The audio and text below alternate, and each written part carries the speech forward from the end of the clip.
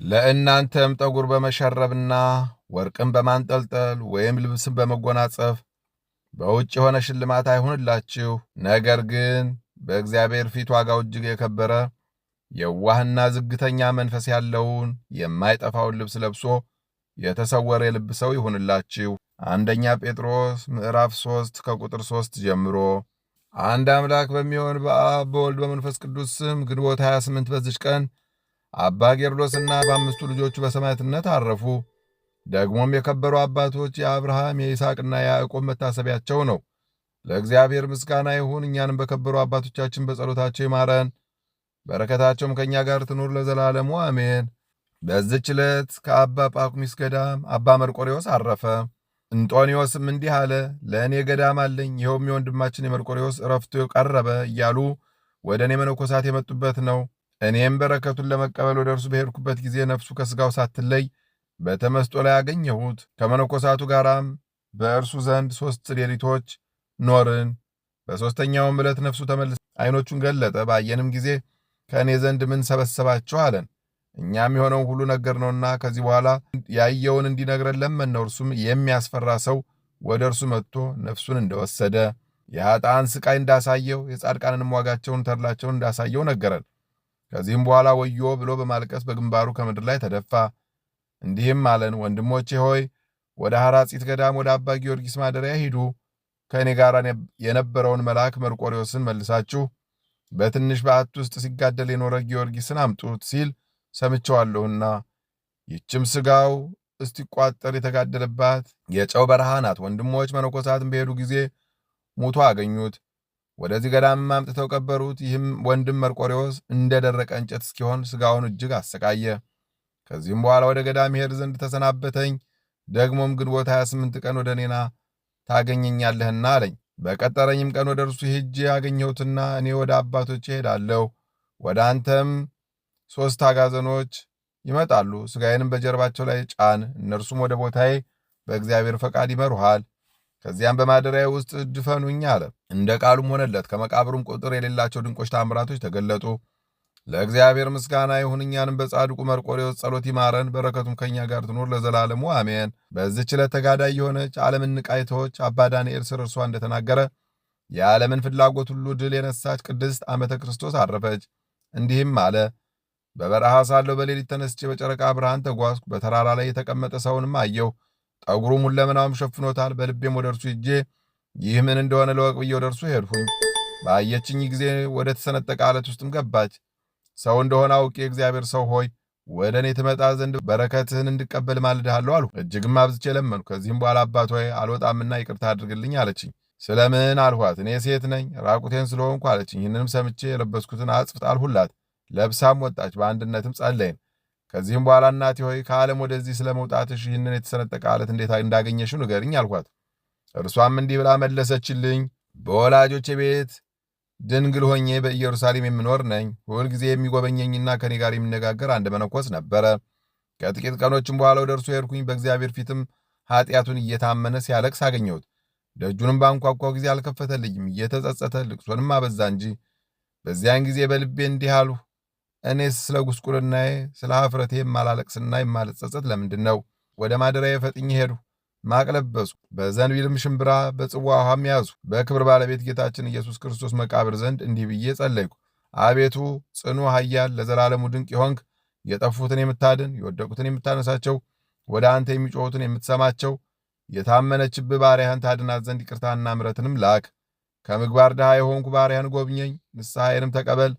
ለረዥም ዘመን ስንቅ ይሆነኝ ዘንድ ይህንን ሽምብራና ይህንን የጽዋ ውሃ ባርከው። ስለ እኔም ነፍስ ድህነት ያሰብኩትን እንዳላቃልል ለሆዴ ምግብ ስለሚያሻኝ። ከዚህም በኋላ ነፍሴ በእግዚአብሔር ላይ በመጣል ወጥቼ ወደ በረሃ ሄድኩ። እስከ ኤርትራ ባሕርም ደረስኩ።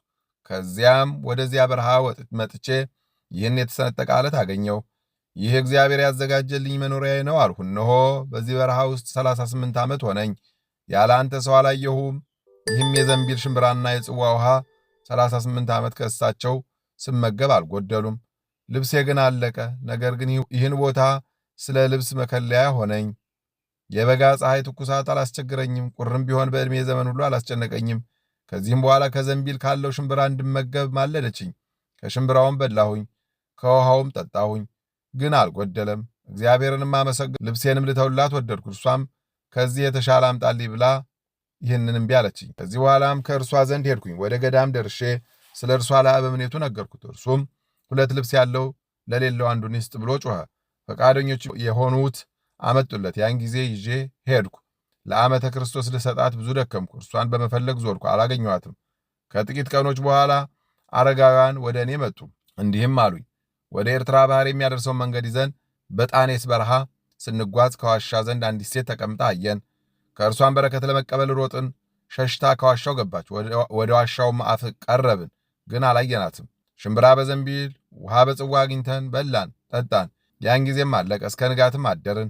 በነጋ ጊዜም በረከቷን ለመቀበል ቅድስቲቱን ፈለግናት። ሙታም አገኘናት። ጠጉሯም ሥጋዋም ሁሉ ሸፍኖታል።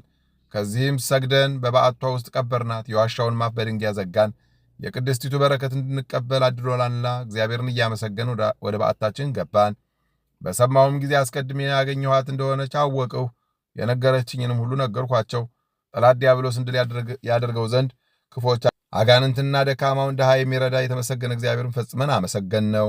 ለእግዚአብሔር ምስጋና ይሁን። እኛንም በዚች ቅድስት ጸሎት ይማረን፣ በረከቷም ከእኛ ጋር ይኑር ለዘላለሙ አሜን። በዚች ዕለት የቅዱስ ኤጲፋንዮስ ሥጋ ወደ ቆጵሮስ ደረሰ። ይህም እንዲህ ነው። ቅዱስ ዮሐንስ አፈወርቅ ወደ መንበረ ሲመቱ እንደማይደርስ ትንቢት እንደተናገረበት ወደ ቆጵሮስ ሳይደርስ በመርከብ ውስጥ ሳለ ግንቦት 16 ቀን አረፈ። ባረፈ ጊዜም በመርከብ ጭነው ወደ ቆጵሮስ ከተማ ደረሱት። ካህናቱና ሕዝቡ ሁሉ መጡ። ከእሳቸው ጋር ወንጌሎች፣ መስቀሎች፣ መብራቶች፣ ማዕጠንቶች ይዘው ነበረ። የሐዋርያት ጉባኤ ከታላቂቱ ቤተ ክርስቲያን እስከሚያደርሱ በዝማሬና በማሌት በሚገቡበት ጸሎቶች ሁሉ እያመሰገኑ ሥጋውን ተሸከሙ።